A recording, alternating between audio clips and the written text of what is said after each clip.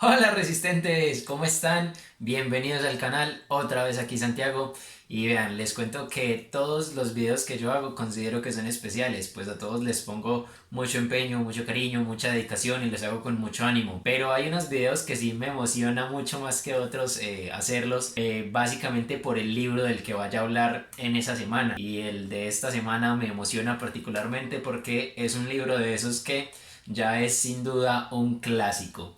Y como ya pudieron ver en el título, les estoy hablando específicamente de Fahrenheit 451 del autor estadounidense Ray Bradbury. Y debo decir que en mi caso personal, al igual que la mayoría de clásicos que uno ha escuchado durante toda la vida, este era uno que resonaba por ahí permanentemente en mi oído, hasta que por fin dije que bueno, lo voy a leer y efectivamente así lo hice y fue una maravilla. Ya dicho esto, vamos como tal con la reseña. Fahrenheit 451. Quiero empezar diciendo que es un libro muy corto, de verdad, miren, es así de cortico, tiene apenas 180 páginas, así que sé que en una semana, en menos de una semana, 2, 3 días este libro ya lo tenemos despachado. No sé si a ustedes tanto como a mí les llama la atención el título, y es que Fahrenheit 451 pues es una medida de temperatura, ¿cierto? Pero ya una vez leemos el libro entendemos por qué adquiere este nombre. Y es que a 451 grados Fahrenheit es la temperatura, así literalmente dice en el libro, a la que el papel de los libros se inflama y arde. Y bueno, pensaremos, ¿para qué nos dan este dato en un libro? Pues bien, resulta que en este país en el que se narra en este libro pasa algo muy curioso, y es que están prohibidos los libros porque los libros obligan a pensar, y en este país está prohibido también el pensar, y lo único que se puede hacer es simplemente ser feliz a la fuerza. Y es que no es un secreto para nadie que leer de alguna manera nos impide ingenuamente ser felices, porque claro, el que lee se cuestiona y critica todo y a lo mejor puede ver como más problemas en donde otros que no leen pues simplemente no los ven. Así que ya hecha esta aclaración, vamos ahora sí un poquito más adentrándonos en el argumento. Como ya les dije, en este país está prohibido leer, pero la manera en la que el gobierno se encarga de que esta política sea ejecutada o sea llevada a cabo pues me parece muy cínica y de alguna manera exagerada. Y es que en este país los bomberos no sirven para apagar incendios, sino todo lo contrario.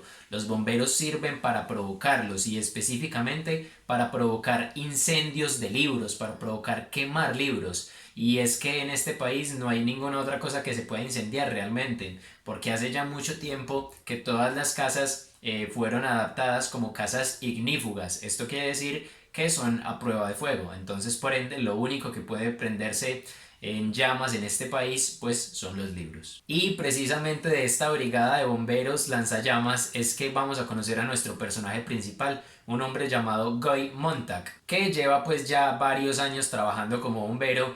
Lleva 10 años, entonces ya se podrán imaginar cuántos libros habrá quemado en 10 años. Digamos que muy a grandes rasgos este es un poco el argumento de la historia, un país distópico donde los libros están prohibidos y los bomberos, en vez de apagar incendios, pues los provocan quemando libros. Como ya les dije, nuestro personaje principal es Montag, y va a ser bastante importante porque Montag, pese a ser parte de esta brigada de bomberos, algún día de camino a su casa va a conocer a una pequeña niña. De hecho, bueno, es una adolescente más bien, una adolescente, todavía está muy joven, en el libro dicen que tiene más o menos unos 17 años.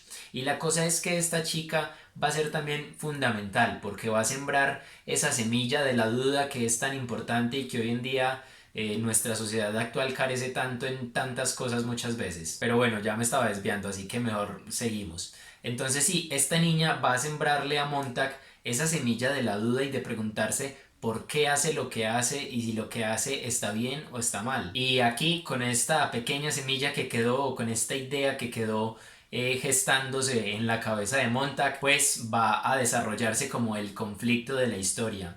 Y es que él va a empezar a reflexionar cada vez más y más, y sí, va a ver que su vida, la vida que está viviendo, como que de alguna manera no tiene sentido y que no entiende por qué los libros son prohibidos. Así que cada vez va a ir cuestionándose más y más, y lo más importante, va a empezar a actuar en consecuencia a estos pensamientos que está teniendo o que ha estado teniendo recurrentemente. Y en este punto cabe aclarar dos cosas. Uno, que es importante que nos planteemos las cosas, que nos replanteemos las cosas más bien.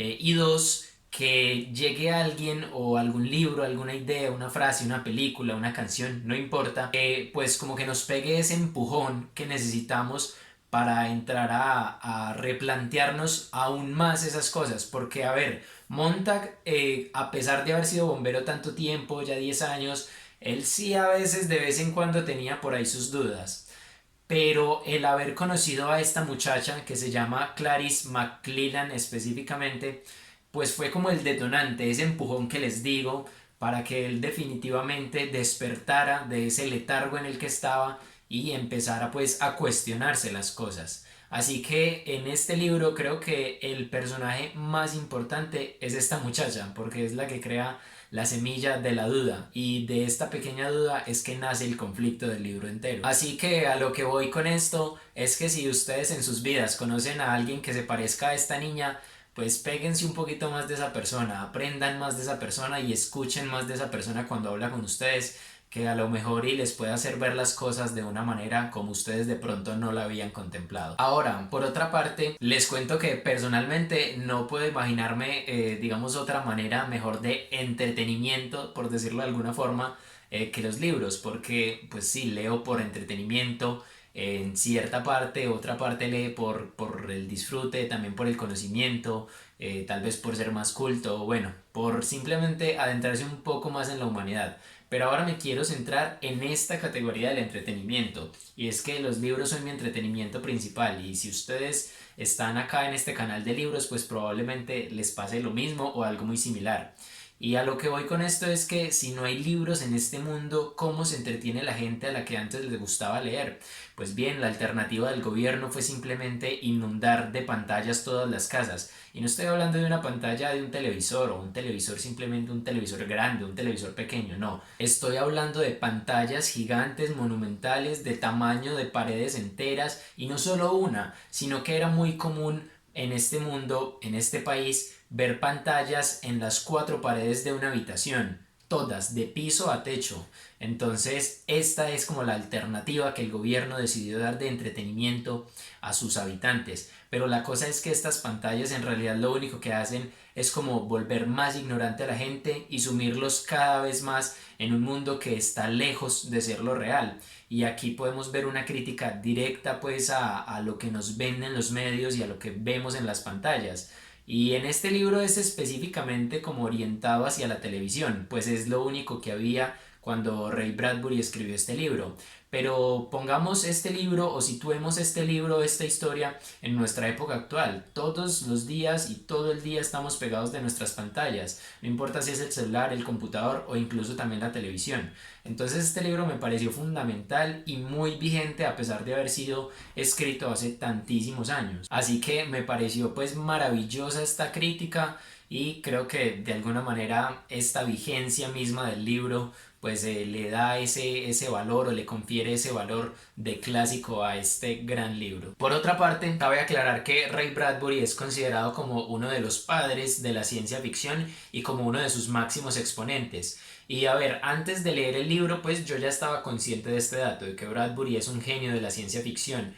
Pero por esto, por esta razón, yo me esperaba como un libro tremendamente robotizado, tecnológico, tecnológico, perdón, que me enredo al hablar. Y sí, de alguna manera está así, es hiper tecnológico este libro. Y yo personalmente antes de leerlo creía que por privilegiar tanto pues como este factor de la tecnología y de la ciencia ficción, de pronto no iba a ser tan bien cuidado o tan bien logrado en el tema literario.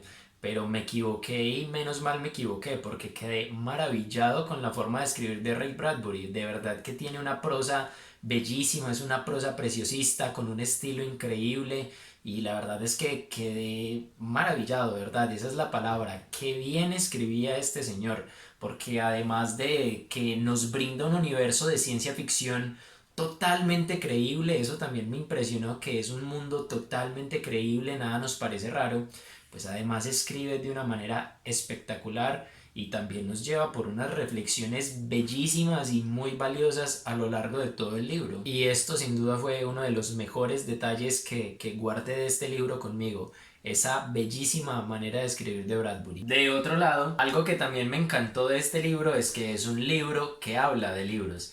Entonces eso la verdad me pareció fabuloso porque nos está recordando lo maravillosos que son los libros y los sentimientos nuevos que podemos evocar o que pueden evocar en nosotros, las personas nuevas que podemos conocer, esa capacidad maravillosa de ir a lugares distintos y completamente fuera de nuestro mundo sin tener que movernos de donde estamos. Entonces eso me pareció bien bueno, bien bonito, maravilloso. Y de hecho les quiero compartir esta pequeña frase para que ustedes se motiven a leer esta gran historia. Dice así: tiene que haber algo en los libros, cosas que no podemos ni imaginar para que una mujer sea capaz de permanecer en una casa que arde. Tiene que haber algo, uno no se sacrifica por nada. Pues bien, tal cual. Así que de alguna manera esto también es una invitación para que ustedes que sí son lectores convenzan y le muestren a esos amigos o esos familiares que de pronto todavía no son lectores que en los libros hay una cosa mágica que a veces como que pareciera que ni se puede simplemente describir con palabras y que tiene que ser vivida y asimilada por cada uno desde su experiencia individual. Un libro bello, un libro muy bien escrito, un libro distópico y a la vez muy real, muy afín a lo que vivimos en nuestros días, por ende un libro muy vigente, un libro simplemente maravilloso, recomendadísimo y es una lectura de 10 estrellas sin duda alguna. Hasta acá la reseña de esta semana, espero que la hayan disfrutado. Elegí este libro en particular para reseñarlo esta semana porque hace poquito fue el Día Internacional del Libro, fue el 23 de abril y hoy a día que grabo esto, hoy domingo, ya debe ser que como 25, bueno, no sé. El caso es que sí, me pareció que esta era una muy buena opción para reseñar esta semana, que ya pasó el Día del Libro. Espero que les haya gustado el video, no se olviden de suscribirse al canal y de comentarme acá abajito si ya leyeron el libro, qué tal les pareció y si no, espero haberlos convencido de que lo lean. Por cierto, ya que toqué este tema del Día del Libro, quiero invitarlos a que se pasen por mi Instagram, que ahí hice una pequeña publicación donde escribí como un pequeño texto sobre los libros que más me han marcado en la vida. Creo que fueron 5 o 6 libros más o menos y ahí escribí algo sobre estos por si de pronto no lo han visto para que vayan a verlo. Ahora sí, como todas las semanas, lean mucho y resistan aún más. Chao.